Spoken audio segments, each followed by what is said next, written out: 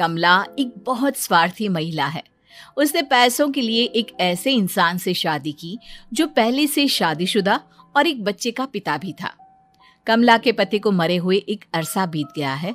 अब वो अपने सौतेले बेटे वैभव के साथ रहती है। वैभव के दिल में अपनी माँ को लेकर इतना डर है कि वो अपनी माँ के सामने एक शब्द नहीं बोल पाता। उसकी माँ जो कहती है उसको सर झुकाकर वही मानना पड़ता है। वैभव, तुमने अभी तक घर का काम क्यों नहीं किया? तुमसे कितनी बार कहा है कि सूरज निकलने से पहले तुम घर की साफ सफाई पूरी कर दिया करो। वैभव कुछ नहीं बोलता, चुपचाप सर झुकाए अपनी माँ की बात सुनता रहता है।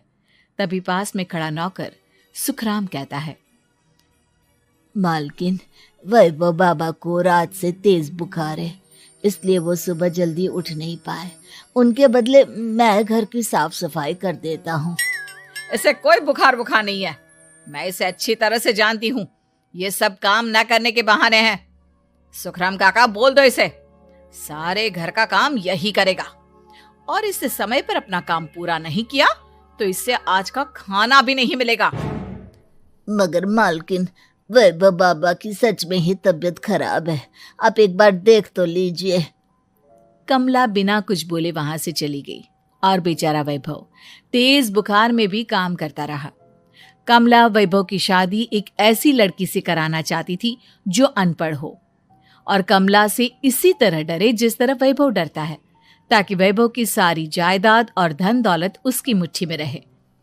लेकिन आज के जमाने में ऐसी लड़की मिलना मुश्किल है।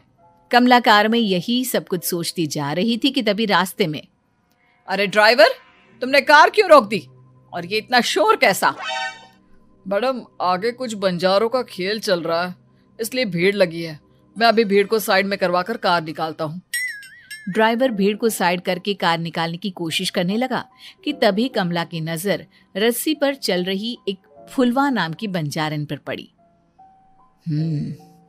क्यों ना मैं इस बंजारन की शादी वैभव से करा दूं? ये तो अनपढ़ लग रही है, मेरे पैरों तले दबकर भी रहेगी। मुझे अभी इसके माँ बाप से बात करनी होगी। ये सोचकर कमला ने उन बंजारों से बात की और उन्हें शाम को अपने घर बुलाया। फुलवा के माता पिता वहां उसे लेकर आ गए। उन्होंने इतना आलीशान घर पहले कभी नहीं देखा था। अच्छा हुआ आप लोग आ गए। देखिए, मुझे घुमा फिरा कर बात करने की आदत नहीं है, इसलिए सीधे सीधे मुद्दे पर आती हूँ। मुझे आपकी बेटी बहुत पसंद है। मैं अपने इकलौते बेटे की शादी आपकी बेटी फुलवा से कराना चाहती हूँ। इसके बदले में आप जो चाहो वो ले सकती हैं। तभी फुलवा की माँ कहती है, ये क्या कह रही है मेम साहब? कहीं आप हमारी गरीबी का मजाक तो नहीं उड़ा रही ना? आप मेरे बेटे से मिल लो। अगर आपको मेरा बेटा पसंद आता है तो मैं कल से ही शादी की तैयारी शुरू कर दूंगी। सुखराम, वैभव को लेकर आओ। फुलवा अपनी माँ के कान में फुसफुसाती है, माँ, कहीं इस मेम साहब का छोरा पागल तो ना है? फुलवा अपनी माँ से बात कर रही होती है कि वैभव वहां आता है। फुलवा उसे देखती ही रह जाती है और उसके माता पिता उसकी शादी तय कर देते हैं। शादी वाले दिन किसी को फुलवा और वैभव की बेमेल विवाह की बात समझ में नहीं आती। फिर भी एक औरत कमला से पूछ ही लेती है, कमला जी, आपने अपने इकलौते बेटे की शादी देहाती गवार से क्यों करा दी? ये बंजारन आपके घर की बहू बनने लायक तो नहीं है। कम से कम अपने स्टेटस का ही ख्याल कर लिया होता। बहू तो अपने टक्कर की लाती, आपने तो बंजारन को ही बहू बना लिया। अब कमला को समझ में नहीं आ रहा था कि इस बात का क्या जवाब दे। वो कुछ देर चुप रही और सोच समझ कर कहती है, बहन जी, आपको तो पता है आजकल के बच्चे किसी की बात कहाँ सुनते हैं। मैं तो अपनी बहू एक पढ़ी लिखी और अपनी सोसाइटी की ही ढूंढ रही थी। लेकिन मेरे बेटे ने मेरे सामने इस बंजारन को लाकर खड़ा कर दिया। बोला कि मैं शादी करूंगा तो इसी से। अब भला मैं क्या करती, मुझे अपने बेटे के सामने झुकना ही पड़ा। कमला की ये बातें सुखराम भी सुन रहा था। उसने ये सारी बातें वैभव को जाकर बता दी। काका, मैं तो फुलवा को जानता भी नहीं, फिर माँ मेरे बारे में झूठ क्यों कह रही है? अरे बेटा, तुम कितने भोले हो, तुम्हें कुछ भी नहीं पता। तुम्हारे पिता अपनी सारी संपत्ति तुम्हारे नाम करके गए हैं। तुम्हारी माँ नहीं चाहती कि यह संपत्ति तुम्हें मिले, इसलिए उन्होंने तुम्हारी अनपढ़ लड़की से शादी करवाई ताकि तुम्हारी तरह वो भी अपने हक के लिए आवाज ना उठा सके। सुखराम काका, मैं क्या करूं, आप ही बताओ। माँ के सामने आते ही मेरे हाथ पैर कांपने लगते हैं। मैं माँ को कुछ भी नहीं कह पाता। वे दोनों बात कर ही रहे थे कि अचानक कमला वहां आ गई। कमला को देखकर दोनों घबरा गए। तुम दोनों फिर कभी बातें कर लेना, अभी फेरों का समय हो गया है, चलो जल्दी आओ। इस तरह फुलवा और वैभव की शादी हो गई।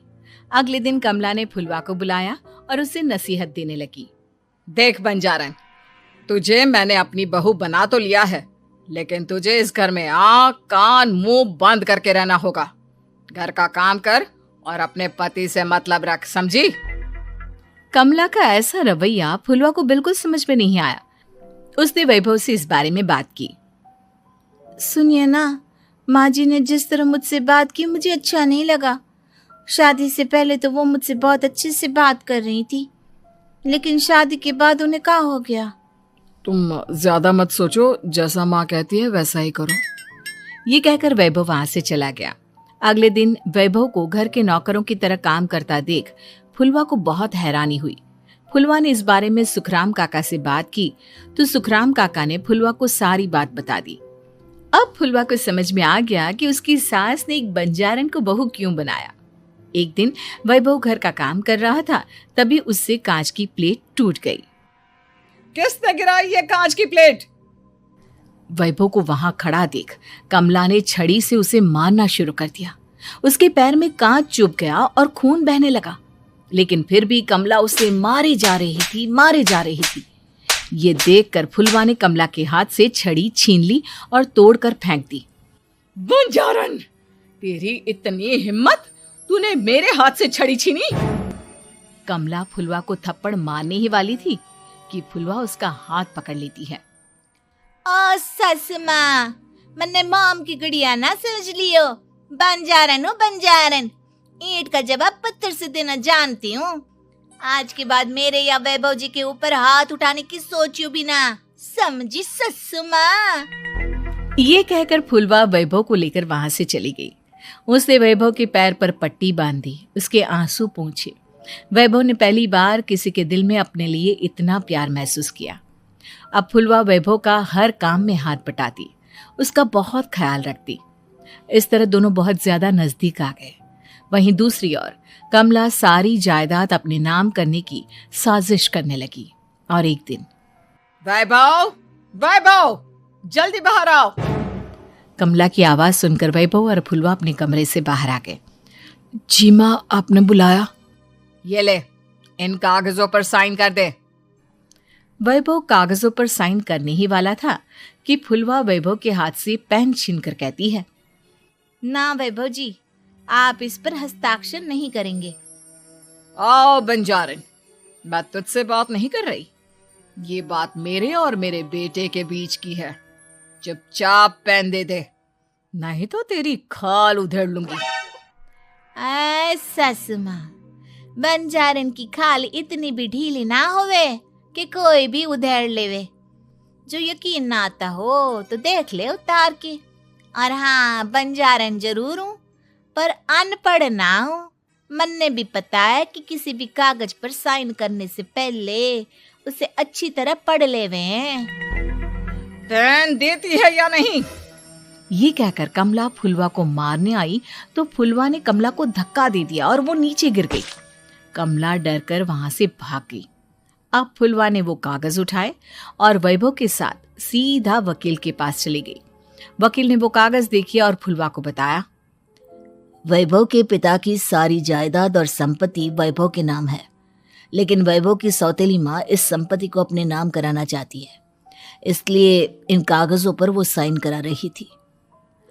तो अब हमें क्या करना चाहिए वकील साहब? वकील ने फुलवा और वैभव को सब कुछ अच्छी तरह से समझा दिया। अब दोनों घर पर पुलिस को लेकर पहुंचे। कमला पुलिस को देखकर घबरा गई।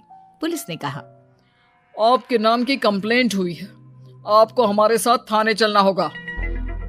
कंप्लेंट? कैसे कंप्लेंट?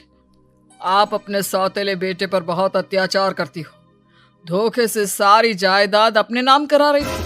अब नहीं इंस्पेक्टर साहब, जरूर ये मेरी बहू की कोई साजिश है, इसने गलत कंप्लेंट की है। मैडम, शिकायत आपकी बहू ने नहीं बल्कि आपके बेटे वैभव ने की है। कमला वैभव का नाम सुनकर दंग रह गई। जिस बेटे ने कभी उसके सामने सर नहीं उठाया था, आज वही बेटा उसके सामने पुलिस को लिए आया है। वैभव, तुम्हारी इतनी हिम्मत कि तुम पुलिस को ले आए? हाँ माँ, मैं लाया हूँ पुलिस को, और मेरे अंदर इतनी हिम्मत कभी ना आती अगर फुलवा मेरा साथ ना देती। आपने बंजारन बहू को लाकर अपने ही पैर पर कुल्हाड़ी मारी है माँ। मैडम, अब की बात खत्म हो गई हो तो चलो हमारे साथ। वैभव, मुझे माफ कर दो, मुझे थाने मत भेजो। आज के बाद मैं तुम्हें कभी नहीं मारूंगी, तुम्हें कभी परेशान नहीं करूंगी, मुझे माफ कर दो। वैभव अपनी कंप्लेंट वापस ले लेता है और पुलिस वहां से चली जाती है। वैभव अपनी सौतेली माँ से कहता है, मैंने पुलिस को वापस तो भेज दिया है, लेकिन मैं आपको माफ नहीं कर सकता। आपने बचपन से आज तक कभी मेरे सर पर हाथ नहीं रखा, हमेशा मुझे मारती रही, नौकरों की तरह बर्ताव करती रही।